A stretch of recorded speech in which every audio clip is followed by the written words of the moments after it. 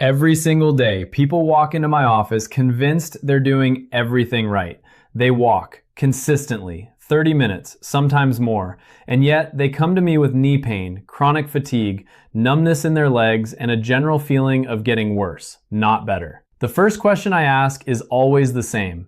How exactly are you walking? And that's where things get interesting, because the problem almost never is that people walk too little. The problem is that they walk wrong. And wrong walking isn't just wasted effort. It actively destroys your joints, wrecks your posture, overloads your cardiovascular system, and drives chronic inflammation through your tissues. 15 years of practice. I see this picture over and over again. Subscribe and hit like right now. What you're about to hear, nobody is going to tell you at your next appointment. The system profits when you stay sick, not when you get well. Help Dr. Waterling reach 100,000 subscribers. Every single one counts. So let's start with the foundation. Why is walking after 50 not just a pleasant stroll, but a genuine medical necessity? Because after 50, your body launches an entire cascade of physiological changes. They are predictable, they are measurable, and you cannot afford to ignore them. The first change, muscle mass begins to disappear. This process has a name, sarcopenia. That means the gradual age-related loss of muscle tissue. After 50, you lose roughly 1 to 2% of your total muscle mass every single year. That sounds manageable on paper, but over 10 years, that's a loss of 15 to 20% of your total muscle. And muscle is not just about strength. Muscle stabilizes your joints. Muscle regulates your blood sugar, the amount of glucose circulating in your bloodstream. Muscle holds your posture upright. Muscle gives you balance when you walk. Lose enough of it and everything downstream starts to fall apart. The second change, your joints stiffen. Cartilage, the smooth cushioning tissue at the end of your bones, has no blood supply of its own. It gets its nutrition exclusively through movement. When you load a joint and move it, synovial fluid, that's the lubricating fluid inside the joint, gets pushed into the cartilage and delivers the nutrients it needs to stay healthy. Without regular movement, cartilage literally starves. It thins out, it loses elasticity. Eventually, it begins to break down. That breakdown is what we call osteoarthritis, and it is not inevitable. But you can absolutely accelerate it with the wrong habits. The third change, your metabolism slows down. Your basal metabolic rate, that's the number of calories your body burns just to keep itself alive at rest, drops by roughly 2 to 3% every 10 years after 50. That means the exact same lifestyle that kept your weight stable at 30 will cause you to gain weight at 55. Not because you changed anything, because your body changed. The fourth change, circulation becomes less efficient. Your blood vessel walls gradually lose elasticity. Your heart pumps with slightly less power. Peripheral circulation, meaning blood flow to the legs, the feet, the small vessels, deteriorates. This is exactly why so many people over 50 notice cold feet, nighttime leg cramps, and a heavy, tired feeling in their lower legs by the end of the day. And here's the critical point. Walking works on all 4 of those systems at once. It activates muscle. It triggers cartilage nutrition through movement. It accelerates metabolism. It improves circulation. Multiple studies confirm that people who walk regularly have significantly lower rates of cardiovascular disease, type 2 diabetes, a condition where the body stops managing blood sugar properly, osteoporosis, which is the thinning of bones, and cognitive decline. But, and this is the part nobody tells you, all of that only works when you walk correctly. Walk the wrong way and you don't get a smaller benefit. You get a new problem on top of the old ones. Let's go through every major mistake I see. Starting with mistake number 1. You start your walk too fast. This is probably the single most common mistake I see across every age group, every fitness level. People step outside and immediately hit full pace. It seems logical. Why waste time warming up when you could just get moving? But your body is not a car. You don't just turn a key and have everything running at full capacity. Your body needs time to shift from rest to movement, and that transition cannot be skipped without consequences. Here is what actually happens in your body when you start too fast. First, your muscles are cold. The colder muscle fibers are, the less elastic they are. Less elasticity means higher risk of micro tears.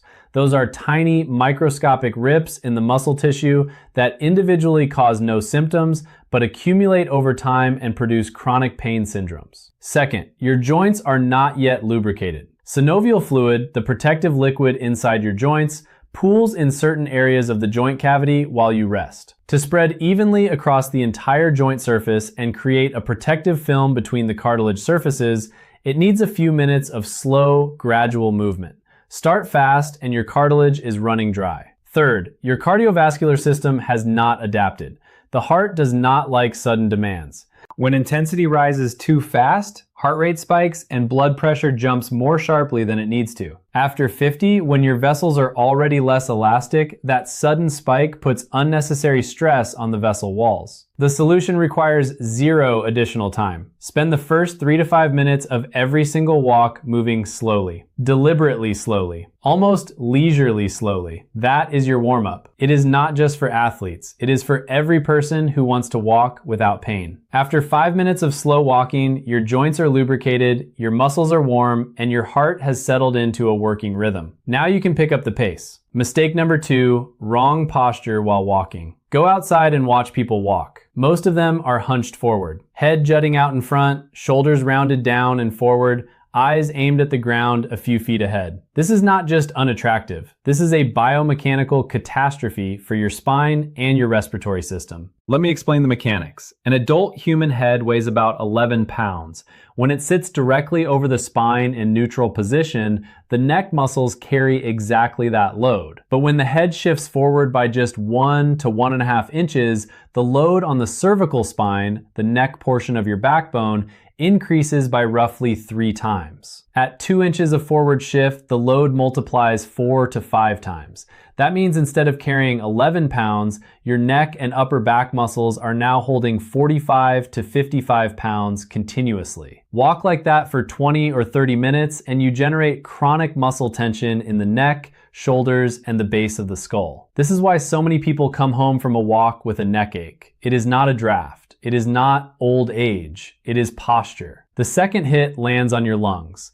When your chest is compressed and your shoulders are rolled forward, your diaphragm, the primary breathing muscle, a dome-shaped muscle below the lungs, cannot fully descend.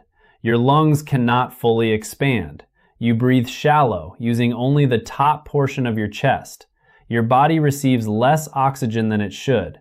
Less oxygen means less energy for your muscles and your brain.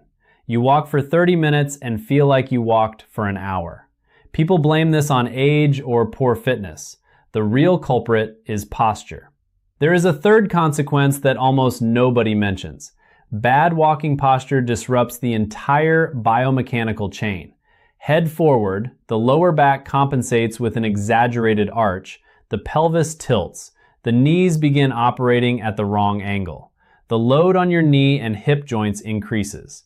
Not because you are old, because of one specific, correctable mechanical error. How to fix it? Picture a thin thread attached to the top of your head pulling you gently upward. This does not mean straining or forcing yourself tall. It simply means allowing your spine to decompress and straighten. Shoulders relaxed, drawn slightly back, not a military stance, just your natural anatomical position. Eyes forward on the horizon, not at the pavement. Chin parallel to the ground, chest open. In this position, your lungs work at full capacity. Your neck carries no excess load, and your spine distributes weight the way it was designed to. Mistake number 3, the wrong shoes. This is the topic people pay the least attention to. Shoes are the last thing anyone thinks about when choosing a walking route or deciding how long to go. That is a serious mistake because for your joints, there is nothing more important than what sits between your foot and the ground. 2 things happen with age that make footwear critically important. First, the fat pads on the soles of your feet thin out. These pads existed as natural shock absorbers. They softened the impact of your heel hitting the ground with every step. Now that natural cushioning is diminished. That means your shoes must pick up the slack. If they don't, every ground impact travels straight up the chain. Ankle, knee, hip, lower back. Second, the muscles and ligaments of the foot weaken with age. The arch of the foot can begin to collapse. This is called acquired flat foot. Flat foot changes the entire load angle on the knee, shifts the axis of the hip joint, and increases spinal stress. Good shoes with proper arch support can meaningfully slow that process. What you need in a walking shoe. First, adequate cushioning in both the heel and the forefoot. The sole must be soft enough to absorb impact, but not so soft that your foot sinks without support. Second, arch support. This does not mean a rigid insole. It means the inner shape of the sole follows the natural anatomy of your foot and prevents the arch from collapsing inward. Third, a flexible sole in the front portion. When you walk, your foot needs to bend at the ball, the wide front part of the foot. If the entire sole is rigid, it disrupts the natural heel-to-toe roll and overloads the calf muscles and the Achilles tendon, the large tendon at the back of your ankle. One more thing about shoes, wear. Many people are walking in sneakers or athletic shoes they bought 2 or 3 years ago. The outside may look perfectly fine, but the cushioning materials in the midsole, the layer between the outer rubber and the inner lining, lose their shock-absorbing properties long before the shoe looks worn. If you walk regularly, replace your walking shoes approximately once a year. That is not a commercial pitch. That is osteoarthritis prevention. Mistake number 4, you walk rarely but for long distances when you do. This is an extremely common pattern. People are busy during the week, so they take one long walk on the weekend, an hour, sometimes 2. They come home tired, feel virtuous, and consider it their weekly fitness requirement. From a physiological standpoint, this approach is fundamentally wrong. Your body does not respond to isolated bursts of activity. It responds to repeated, consistent signals. Every time you walk, your body receives a message. Physical activity is the norm. In response to that message, your heart gradually becomes more efficient, your blood vessels adapt, your muscles strengthen, your metabolism stays active. This is called training adaptation, and it only occurs with repeated, regular signals. One walk a week is too weak a signal. The body never adapts. The benefit stays minimal. Worse than that, a single long walk after several days of complete rest is a stress event for unprepared muscles. They are cold, unadapted, and on the following day, they hurt. People draw the conclusion, walking is not for me, my joints are weak. That is the wrong conclusion. The joints are likely fine, the loading pattern is wrong. Evidence-based medicine is clear on this. 20 to 30 minutes of walking on most days of the week is the minimum effective dose for your cardiovascular system. That is the regimen that reduces your risk of heart attack, stroke, and type 2 diabetes. Not one long Sunday walk, but 5 to 6 shorter walks per week. Your body adapts to what repeats, only to what repeats. If you currently walk once a week, start with 3 times. Not necessarily 20 minutes, start with 10. After 2 weeks, add 5 more minutes. Gradual progression here is not weakness, it is strategy. Mistake number 5, your arms are motionless while you walk. Most people either hold their arms stiff at their sides, let them hang, or shove them in their pockets. It seems comfortable. In reality, it strips away a significant portion of walking's benefits and disrupts movement mechanics. Here is why. Walking is not just leg work. It is a whole body cross-pattern movement. When your left leg steps forward, your right arm swings forward and vice versa. This pattern, called cross-coordination, is hardwired into your nervous system. It distributes the load across your spine symmetrically and reduces the sideways twisting force on your trunk with every step. When your arms don't move, your spine must compensate for that asymmetry by over-rotating in the lower back region. For people who already have lower back issues, this can trigger pain. Second point, arm swing recruits the muscles of the shoulders, chest, and upper back. That means during a walk with proper arm movement, significantly more total muscle mass is active than during a walk with static arms. More active muscle means higher caloric expenditure, better circulation, more active metabolism. The exact same distance, walked with proper arm swing, delivers a stronger physiological effect. Third point, arm movement sets rhythm and improves coordination. This becomes especially important after 50 when coordination gradually declines. A steady, rhythmic arm swing helps maintain a consistent stride and reduces the risk of losing balance. How to do it correctly. Bend your elbows slightly, roughly 90 degrees. Allow them to swing forward and back in natural rhythm, opposite to your leg movement. You do not need the exaggerated pumping action of competitive race walkers. Just stop pinning your arms to your body. After a few walks, you will feel the difference. Walking becomes easier and more rhythmic almost immediately. Mistake number 6, walking with your phone in your hand. 20 years ago, this mistake did not exist. Today, it is one of the most widespread things I see. People walk and look at a screen, reading messages, scrolling through a feed, and they believe they are taking care of their health. They are not. Start with posture. When you look at a phone you are holding in front of you, or worse, down by your waist, your head tilts downward. We already established what that does to the cervical spine. The load on your neck muscles increases 3 to 5 times. Your shoulders round forward, your chest compresses, breathing becomes shallow. Everything we discussed about poor posture happens, but now it is actively reinforced and intensified. Because with a phone, your head is angled lower than it would be with ordinary slouching. Now consider safety. After 50, the vestibular system, the balance and orientation system in your inner ear, begins to operate with slightly less precision. Proprioception, your body's sense of its own position and movement in space, also begins to fade. This is a normal, gradual process of aging.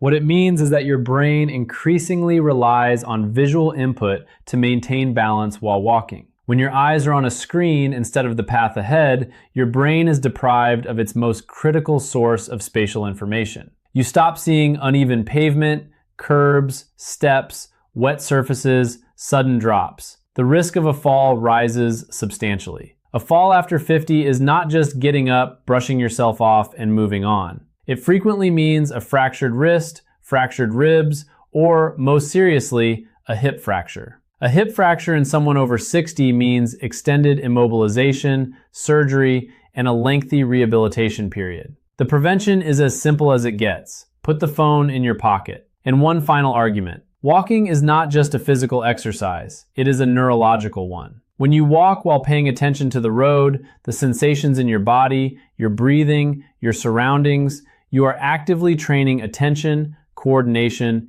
and spatial awareness. That is genuine, documented benefit for your brain. When you watch your phone, that benefit disappears. Your legs are moving, but your brain is occupied elsewhere. Let a walk be a walk. Mistake number 7, ignoring recovery after walking. Nobody talks about this, not in a clinic, not in a gym. The general assumption is that walking is such a light activity that no recovery is required. That assumption is wrong. Start with water. Muscle tissue is 70 to 75% water. Every biochemical process in muscle, contraction, relaxation, repair after exercise, happens in an aqueous environment. Even mild dehydration, a 1 to 2% reduction in your body's fluid stores, measurably reduces muscle elasticity, slows recovery, and increases the risk of cramping. After a walk, drink a glass of water. That is not advice from a sports drink advertisement. That is basic physiology. Now about stretching. During walking, your muscles work in a shortening mode. They contract repeatedly. Without stretching afterward, they remain slightly shortened after you stop. Over time, this accumulates. Muscles become tight and rigid, joint range of motion decreases, and a persistent feeling of stiffness develops. This is most pronounced in the calves, the back of the thighs, and the lower back. 5 minutes of gentle stretching after every walk prevents this entirely. And about rest days. Many people reason that if walking is good, more walking is better. That is not how adaptation works. Your body does not adapt during exercise. It adapts during recovery. That is when muscle fibers reinforce themselves, when joints remodel in response to load, when the cardiovascular system restructures to handle the new demands. If you never give your body recovery time, adaptation does not occur. 1 to 2 rest days per week is not laziness. It is the correct protocol. Think of your walk not as an isolated exercise, but as part of a system. Movement, water, stretching, rest. Only as a complete system does it produce durable, long-term results. Now, here is an important clinical observation that ties everything together. All 7 of these mistakes carry different levels of risk depending on your age. The damage caused by poor posture, worn out shoes, and missing recovery time is 2 to 3 times more serious after 50 than it is at 30, because the resilience of your joints, blood vessels, and muscles decreases over time. The same mistake your body forgave at 30 without consequence will generate real symptoms at 55. How old are you? Write it in the comments. I want to know which age group this material hits closest to home for, so I can focus future content on exactly where you are right now. Now, a clear, practical conclusion. Here is exactly what to do after watching this. 1. Adopt the slow start rule. The first 3 to 5 minutes of every walk, slow pace only. No exceptions. This costs you 0 additional time. You are simply starting slower. 2. Check your posture right now. Stand up, straighten your spine, draw your head gently upward, release your shoulders, and ease them slightly back. Hold that position. Memorize that feeling. Reproduce it every time you walk out the door. 3. Pick up your walking shoes and look at the soles. If they are unevenly worn, if you have been walking in them for more than a year consistently, it is time to replace them. This is one of the simplest, highest return investments you can make in your joint health. 4. Stop the one long walk a week habit. 20 to 30 minutes of walking 5 to 6 days a week, that is the target. If that seems like too much right now, start with 3 days. Add 1 day every 2 weeks. Gradual is sustainable. 5. Let your arms move. Bend your elbows, relax your shoulders, and allow your arms to swing in natural rhythm. Take them out of your pockets. 6. Phone goes in your pocket for the entire walk. No exceptions. If you need audio, music, a podcast, use earbuds. Just keep the screen out of your hands. 7. After every walk, a glass of water and 5 minutes of stretching. 5 minutes. That is what stands between you and chronic muscle stiffness. Walking is one of the most accessible, safe, and effective tools available for maintaining your health after 50. You do not need a gym. You do not need expensive equipment. You do not need any special preparation. You need the right habits and a conscious approach. Small changes in how you walk produce real, long-term results for your heart, your joints, your brain, and your overall well-being. Nobody in a clinic is going to walk you through this. It is simply not how that system operates. It profits from treatment, not from prevention. That is exactly why this channel exists. Subscribe to Dr. Waterling, leave a like on this video, and help us reach 100,000 subscribers. One informed, healthy person at a time.